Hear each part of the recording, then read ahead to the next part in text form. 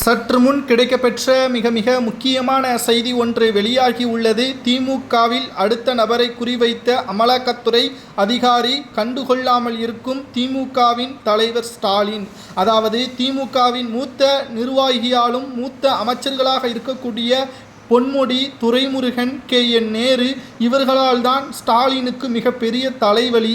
பொன்முடி அவர்கள் பிரச்சனை முடிவதற்குள்ளாக KN நேரு அவர்களது வீட்டில் அமலாக்கத்துறை அதிகாரிகள் சோதனைகளை நடத்தி KN நேரு அவர்களது மகன் அருண் நேரு அவர்களது வீட்டிலும் KN நேரு அவர்களது சகோதரர் ராமச்சந்திரன் அவர்களது வீடு மற்றும் அலுவலகங்களில் சோதனைகள் நடத்தியதில் அமலாக்கத்துறை அதிகாரிகள் ராமச்சந்திரன் அவர்களை டெல்லிக்கு அழைத்து விசாரணையும் நடத்தியுள்ளனர். தற்பொழுது அவர் கொடுத்த ஆதாரங்கள் மற்றும் வாக்குமூலத்தின் அடிப்படையில் KN நேரு அவர்களது வீட்டிலேயே அமலாக்கத்துறை அதிகாரிகள் மீண்டும் சோதனை நடத்த திட்டமிட்டிருக்கிறார்கள்.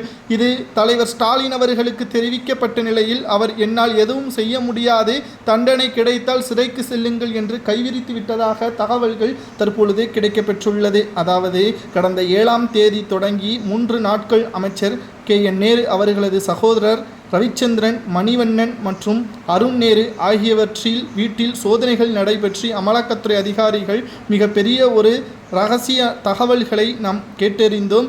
அதில் பல கோடிகள் KN நேரு அவர்களது மகன் அருண் நேரு அவர்களும் KN நேரு அவர்களது சகோதரர் ராமச்சந்திரன் அவர்களும் மிகப்பெரிய ஊழலை செய்திருப்பதாகவும், இது ஸ்டாலின் அவர்களுக்கு தெரியாமல் நடந்திருப்பதாகவும், ஏனென்றால் KN நேரு அவர்கள் கடந்த 4 ஆண்டுகளாக அமைச்சராக பதவி பெற்ற பிறகு கடந்த 10 ஆண்டுகளில் இவர்களது உறவினர்களது நிறுவனங்கள் மிக தோல்வியில் அடையக்கூடிய வகையில், அதாவது எந்த ஒரு முன்னேற்றமும் இல்லாத நிறுவனங்களை இவர் பதவியை வைத்து வளர்ச்சியடைந்த நிறுவனமாக மாற்றியுள்ளார். இதற்காக பல்வேறு போலியான கையெழுத்துகளையும் ஸ்டாலின் அவர்களுக்கு தெரியாமல் பல சட்டத்திற்கு விரோதமான பண பரிவர்த்தனைகளையும் செய்திருப்பதாகவும், கிட்டத்தட்ட 4 நிறுவனங்கள் முறைகேடாக நடத்தப்பட்டு வருவதாகவும், இதனால் கடந்த 4 ஆண்டுகளில் மட்டும் பல கோடிகள் முறைகேடு செய்யப்பட்டிருப்பதாகவும் அமலாக்கத்துறை அதிகாரிகள் பதிவு செய்திருக்கிறார்கள்.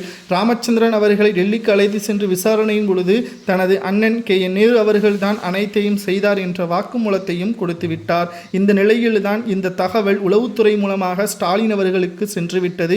KN நேரு அவர்களை காப்பாற்ற முடியாது, பொன்முடி அவர்களது வழக்கிலேயே சிக்கிக்கொண்டு இன்னும் மீள முடியாமல் திமுக அவப்பெயரில் இருக்கிறது, நீங்கள் தொடர்ச்சியாக ஊழல் செய்து கொண்டிருக்கிறீர்கள், நீங்கள் எப்படி தப்பிக்க முடியும் என்பதற்கேற்ப கைவிரித்து விட்டதாகவும் உதயநிதி ஸ்டாலின் அவர்கள் KN நேருவை காப்பாற்ற வேண்டாம் என்றும் 2026 சட்டமன்ற தேர்தலில் இளைஞர்களுக்கு வாய்ப்பை கொடுப்போம், முதியவராக இருக்கக்கூடிய பொன்முடி, KN நேரு, துரைமுருகனுக்கு வாய்ப்புகளை வழங்க வேண்டாம், அவர்கள் திமுகவின் ஆலோசகர்களாக இருக்கட்டும் என்று உதயநிதி கூறியது